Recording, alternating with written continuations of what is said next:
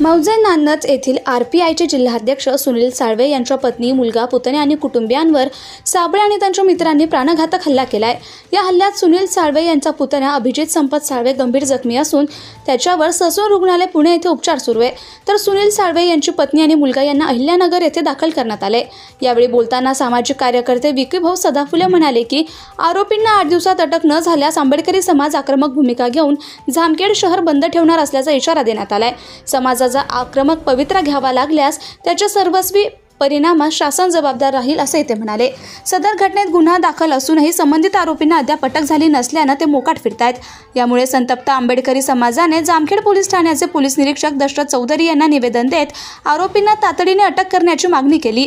यावेळी सामाजिक कार्यकर्ते विकीभाऊ सदाफुले, भारतीय बौद्ध महासभेच्या सुरेखाताई सदाफुले, वंचित बहुजन आघाडीचे तालुका अध्यक्ष आतिश पारवे, बाबासाहेब सोनवणे, युवक तालुका अध्यक्ष आरपीआय अनिल जावळे, साठेनगर अध्यक्ष किशोर कांबळे, अनिल सदाफुले, सचिन जॉकी सदाफुले, सिद्धार्थनगर अध्यक्ष अक्षय घाडतडक, प्रतीक निकाळजे, लखन मोरे, काशीनाथ सदाफुले आदी उपस्थित होते।